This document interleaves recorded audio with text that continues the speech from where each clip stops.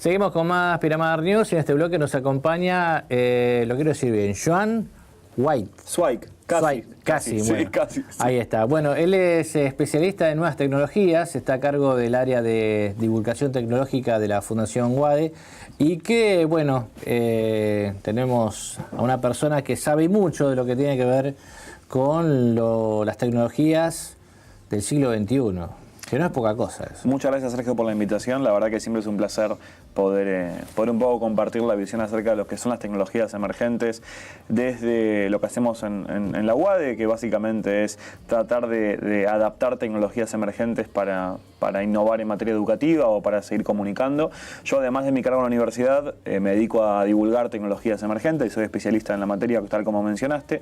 Y mi visita a Pinamar básicamente trajo consigo, dictó una conferencia en la sede que tenemos acá en Pinamar sobre básicamente cuál es el impacto social y el impacto económico que traen consigo estas tecnologías y más puntualmente lo que son las tecnologías blockchain y de criptomonedas en lo que es el intercambio de valor o esta nueva dimensión virtual que nos propone Internet. Antes que sigas, tecnologías emergentes, me llama la atención ya la primera frase, que vos le hablás algo como natural, pero ¿qué son las tecnologías emergentes? Las tecnologías emergentes básicamente son las que emergen, valga la redundancia, y básicamente traen cambios que impactan de manera drástica en nuestra vida cotidiana. Estos cambios pueden ser cambios en la forma en las cuales nos comunicamos, en la forma en las cuales interactuamos, en la forma en las cuales trabajamos. Y en los últimos 30 años puntualmente vimos un montón de cambios en el mundo, vimos cambios muy profundos. Piensen en sus casas cuántos teléfonos tienen con teclados, por ejemplo, físicos que ya están casi desapareciendo. Las tendencias son que en los próximos 10 años el teléfono móvil, tal como lo conocemos, va a desaparecer también. Los cambios sociales y culturales son muy fuertes, ni hablar de lo que son las redes sociales y el fenómeno de estar pegado a un dispositivo, a una pantalla móvil todo el día, también. Pero también cambian otros aspectos como la industria, como la forma de hacer negocios o de poder emprender también. Entonces es súper importante empezar a tomar estas tecnologías para dos cosas. Primero todo para poder anticiparse a cuáles van a ser las tecnologías que van a transformarse o van a colocarse como núcleo de los modelos de negocios de los años que se vienen. Yo me dedico específicamente a lo que es corto y mediano plazo, pero hay algunas personas que se dedican más a largo plazo, trabajar más a largo plazo, y también para anticipar si nosotros ya tenemos un negocio que está basado en tecnología, empezar también a proyectar cuánta vida útil le queda a esa tecnología o si va a haber algo nuevo que lo va a desplazar.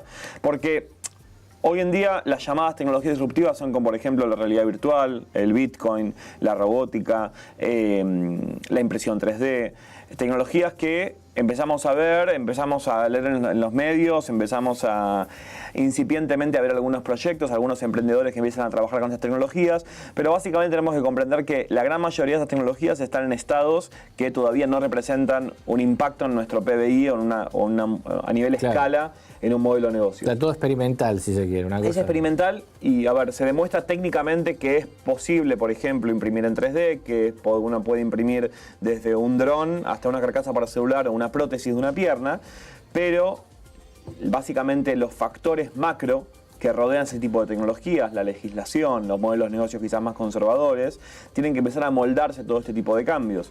En educación también lo vemos esto muchísimo. Entonces, básicamente el foco de la importancia de divulgar este tipo de tecnologías se basa en empezar a prepararnos para entender cómo van a ser nuestros empleos, porque básicamente la tecnología nos atraviesa a todos, querramos o no, está transversal a cualquier tipo de tarea, y cada vez más. Y lo empezamos a ver como te dije. Quizás yo creo que en los últimos 30 años el mundo cambió proporcionalmente más que en los últimos 200 años. A nivel de cambios, a nivel de la profundidad de los cambios, si hablamos de cambios sociales, de la forma de hacer negocios, de la forma de entender industrias. Empezamos a ver cada vez más el uso consciente de energías renovables, porque realmente a nivel de cambio climático estamos complicados. A nivel de lo que es el uso consciente de recursos, empezamos a ver fenómenos como la creciente tendencia a automatizar tareas operativas, por ejemplo en la industria automotriz, que fabrican cada vez más robots en industrias. Y básicamente también nos empieza a traer las preguntas de qué va a pasar con todos nuestros empleos en esta reconversión laboral. Algunos autores dicen que en los próximos 10 años nos vamos a quedar el 50% de las tareas que hoy en día hacen los humanos van a hacer las robots. Pero todo eso empieza a preguntarnos, ¿cómo se van a reconvertir este tipo de empleos y cómo podemos agregar valor nosotros como humanos? Claro. Y la gran respuesta quizás va mucho más por el lado de que tenemos que, en vez de preguntarnos qué va a pasar cuando nos quedemos desempleados, en algún punto tenemos que preguntarnos qué habilidades tenemos que formar para poder ser más competitivos y agregar valor en un mundo donde las máquinas van a ser cada vez más inteligentes. ¿Cómo poder trabajar con máquinas más inteligentes para poder seguir agregando valor? Y hay algo que es muy clave, que es que los seres humanos, todavía las tareas vinculadas a la creatividad, al cruce creativo de información, al liderazgo, al trabajo en equipo y a la sensibilidad humana, todavía los robots no lo pueden hacer porque todo lo que son una máquina y siempre es 1 más 1 es igual 2, es una máquina binaria y lo humano no siempre es así. Entonces, bajo ese tipo de perspectiva, tenemos que ser muy conscientes de aprovechar la tecnología de manera crítica, de poder comprenderla, no sumarse a la tendencia o el hype llamado en la tecnología de una tecnología está de moda, de poder absorberla nada más porque está de moda, sino tratar de comprenderla realmente y cómo puede empezar a beneficiarnos específicamente. Por eso la conferencia que dicté hoy acá en la sede tenía como objetivo, para lo último de la conferencia, empezar a entender el impacto económico realmente de este tipo de tecnologías y cómo puede empezar a tener un múltiple nivel de aplicación a nivel de industrias o campos de negocios. Ahora, me quedo pensando en el futuro, ¿no? Lo que se viene. Vos lo planteaste muy bien, dentro de determinada cantidad de tiempo va a desaparecer esto, seguramente se van a crear otras cosas. Lo que hoy es experimental, quizás ya en poco tiempo más va a ser algo concreto. Y uno tiene que pensar también en el hombre en toda esta historia, ¿no? Porque los saltos son cada vez más profundos, pero más rápidos al mismo tiempo, ¿no? Lo que hace 10 años o 5 años atrás era la novedad, hoy ya es obsoleto.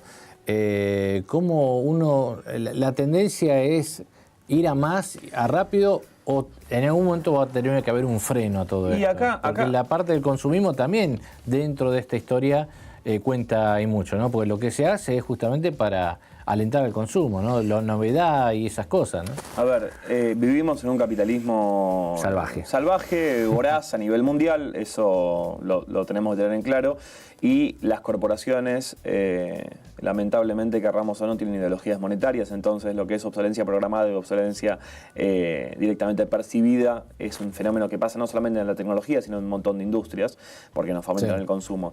Pero es más, esta semana, si bien las noticias, se dictó un juicio en contra de dos grandes compañías de telefonía celular porque se hicieron cargo de que alentizaban los teléfonos con las actualizaciones de los sistemas móviles. Ya se admitieron que los alentizaban, obviamente para poder comprar otro tipo de modelos.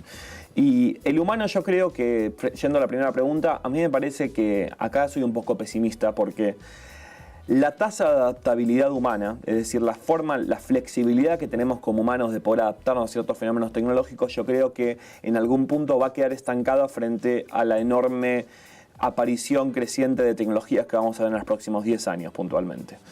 Hoy en día quizás nos cuesta pagar, poner una tarjeta de crédito en el celular o pagar o poner o revelar nuestra información en internet. Sí. Y eso ya es algo que nos pregunta. Entonces, la adaptabilidad humana, por ejemplo, a que me pueda entrevistar, en vez de que me entreviste vos, me entreviste un robot, yo creo que ahí yo voy a decir, no, pará. Ahí ya hay algo que no me gusta. Yo creo que la adaptabilidad humana en algún punto está creciendo, pero va a permanecer estanca en los próximos años en comparación al avance que vamos a ver. Porque otra vez, si hoy en día nos cuesta poner una tarjeta de crédito en un celular, que nos traiga una pizza o un dron a nuestra casa, me parece que vamos a tener un par de años ahí, sí. y va a ser una dificultad cultural muy grande.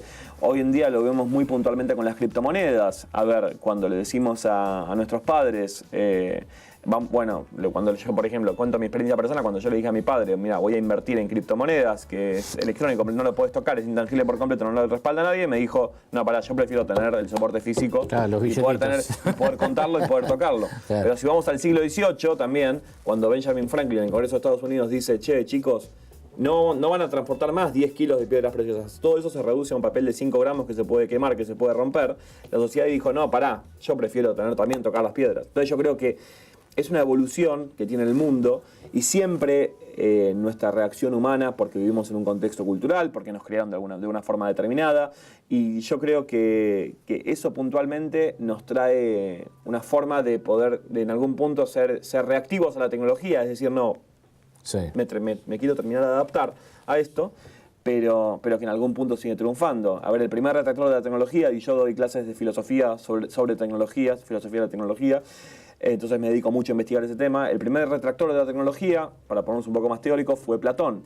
Platón fue el primero que estuvo en contra de la escritura. Todo lo que hay escrito sobre Platón son los diálogos de Sócrates con Platón. ¿Por qué? Porque decía que la escritura limitaba, que la escritura restringía la transmisión del mensaje. Sí. Hoy en día nadie puede negar que la escritura cambió el mundo en forma completa, a favor, a bien, obviamente, impactó enormemente en el mundo, y que en algún punto siempre reactores de la tecnología desde la prehistoria.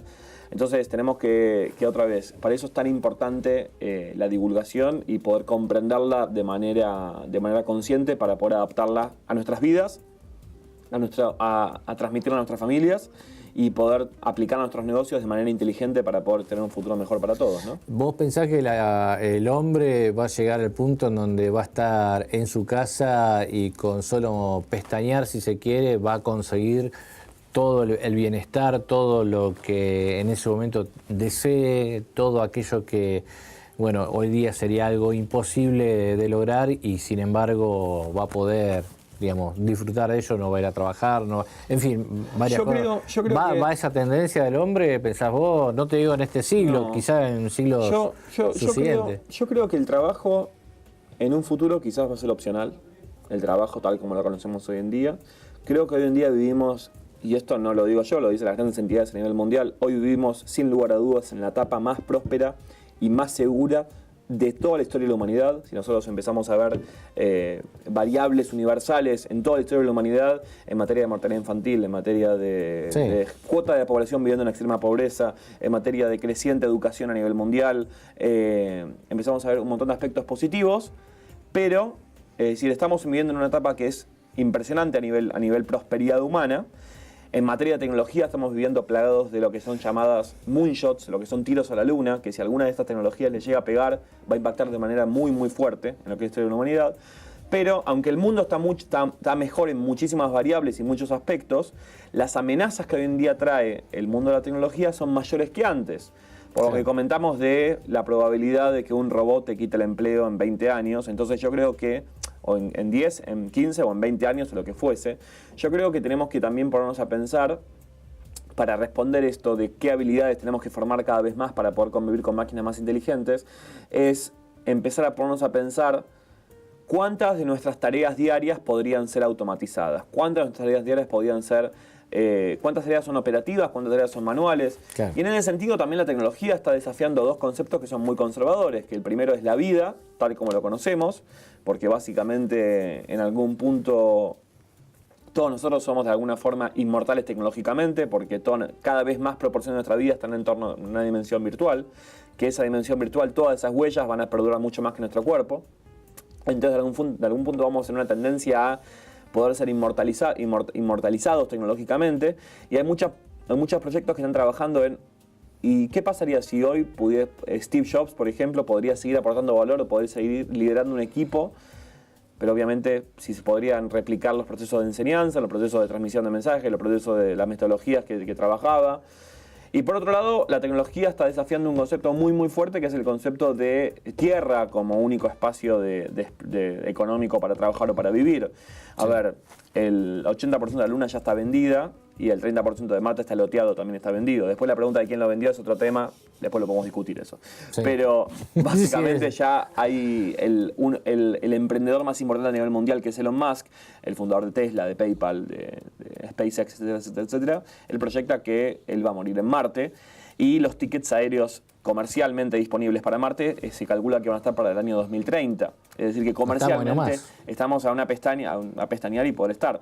Y respondiendo a tu pregunta, yo creo que el hombre tiene... La tecnología básicamente viene a satisfacer deseos fisiológicos, sociales, históricos que tiene el hombre desde la prehistoria. Siempre la tecnología viene a ocupar el lugar de algo que le falta a la persona. sociológicamente desde hace siglos, es la búsqueda por satisfacer ese deseo pendiente.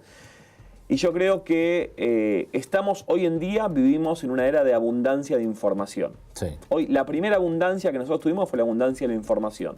Podemos acceder en cuestión de milisegundos, el 70% del mundo está conectado a Internet, porque hay otro 40% del mundo que no está conectado a Internet. Podemos acceder a un montón de información en cuestión de milisegundos. Ahora la gran pregunta es qué hacemos con esa información, con esas toneladas de información. ¿Qué hacemos con los 500.000 millones de tweets que se producen cada 24 horas? ¿Qué modelos podemos hacer? ¿Qué política podemos legislar que sea mejor?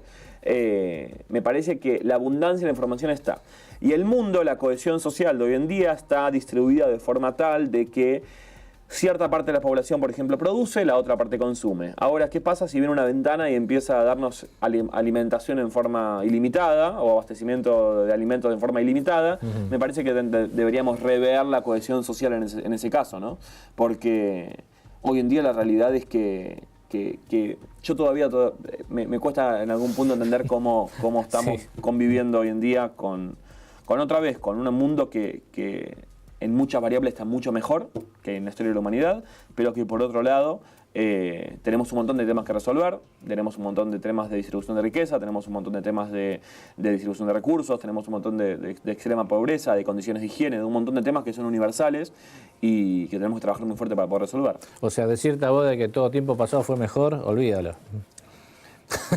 Sí, como dicen nuestros viejos, ¿no? A ver, yo a veces, ahí son muy empíricos, si uno se basa en ciertas variables duras, Sí. Está mejor. Socialmente, ahí sí lo dejo en duda. Sociológicamente, ahí sí lo dejo en duda. Porque también la gran pregunta es si todo este mundo donde básicamente la tecnología está permitiendo que podamos disfrutar más del tiempo libre o poder ser más productivos en nuestro tiempo libre, si nos va a ser un mundo más feliz o no, o si va a aumentar la cuota de aislamiento social. También hay grandes preguntas si es que todas estas grandes vidrieras de información, si toda esta exposición permanente que tenemos en Internet y toda esta identidad digital que tenemos que cuidar y que mantener, está produciendo fenómenos obviamente más positivos o más negativos. Sin perder el objetivo de que las nuevas tecnologías es una herramienta, no es siempre, el todo. Porque la tecnología... hay quien piensa de que, bueno, lo que se viene es esto. Y esto, digamos, es el objetivo, digamos, que nos va a solucionar todos los problemas. No, yo creo que es una herramienta, que es una situación que nos va a permitir, sí, mejorar, pero que no es el todo. Todo, cada uno, vale de cada uno de lo que haga, lo que fabrique, lo que diga. Ahí, Sergio, coincido 100%. Yo creo que la tecnología es un gran motor de cambio social. La tecnología fue uno de los grandes responsables de las variables estas que te mencioné, que hoy en día el mundo esté mejor. Porque sin lugar a dudas la tecnología permitió reducir la mortalidad infantil, permitió aumentar las expectativas de vida, permitió mejorar la accesibilidad de la información, la productividad, sin lugar a dudas. ¿Mejoró las relaciones humanas? Mejoró las relaciones humanas. A ver, yo personalmente creo que, a ver, por ejemplo, para poner un caso, Facebook le hizo bien al mundo, no creo que sea una amenaza. Yo creo que le hizo bien, yo creo que es impresionante que hoy en día yo pueda estar en Pinamar y pueda estar conversando con un colega que está en Tokio en forma simultánea y verlo casi en tiempo real. Entonces, a ver, el uso de la tecnología, a ver, pero como todo, no todo es para todos y obviamente hay una medida para todo. Nada en exceso es bueno. Entonces yo creo que la tecnología es un gran motor de cambio social, pero sigue siendo una herramienta. Y los responsables del uso y del impacto que tienen somos nosotros como usuarios. Entonces por eso es tan importante poder comprender que no todo es para todos, que el uso excesivo de cualquier cosa no es bueno también, y que tenemos que ser muy conscientes de cómo lo usamos y también, que es algo súper importante que tenemos que ser conscientes, y más si hay padres que están viéndonos, es que estamos en un mundo donde también nos fomentan cada vez más a leer y no tanto a escribir, es decir, a consumir tecnologías preestablecidas o grandes corporaciones nos están incentivando a ver cosas que ya están todas programadas en vez de crear nuestras propias reglas. En otras palabras, estamos en un mundo donde nos tenemos que someter a reglas de otros en vez de establecer nuestras propias reglas. Por eso es tan importante empezar a animarse a emprender con tecnología, de poder animarse a acercarse a este mundo que no es ciencia ficción, que es un mundo que en Argentina exporta talento a nivel mundial, y que realmente hay proyectos que son muy, muy impresionantes en materia de tecnologías disruptivas, liderados por emprendedores argentinos. Entonces, cada uno desde nuestros pequeños granitos de arena, desde nuestros círculos de influencia, desde nuestro sector, de nuestro rol en la comunidad, en las comunidades nuestras, empezar cada vez más a transmitir que esto es súper importante ponerlo en pie. Nosotros por eso desde la universidad lo ponemos como foco fundamental a la hora de entender la educación, porque también tenemos un rol súper importante, las escuelas, las universidades en general, la política también, pero siempre entendiendo que la tecnología avanza a ritmos exponenciales y muy, muy por detrás están los cambios sociales, los cambios económicos y los cambios políticos. Tenemos una brecha en la realidad que básicamente es esta brecha entre que hoy en día un misil no tripulado puede salir de órbita y estacionarse solo en una base en el medio del mar sin que nadie lo controle, sin que nadie lo tripule, pero nuestra adaptabilidad social y nuestra adaptabilidad cultural a que pasen esas cosas está mucho muy por debajo. Entonces, nosotros como usuarios de la tecnología y como realmente como cada uno es un enorme movilizador, porque obviamente la suma de las partes hace una fuerza muy grande en materia de responsabilidad social. Tenemos que ser muy conscientes de esto y poder ponerlo en la mesa. Esto me parece que es lo más importante. Ahí está. Joan, gracias por estar con nosotros. Gracias a vos, Sergio. Muchas gracias. Seguimos con más Pinamar News después de esta pausa.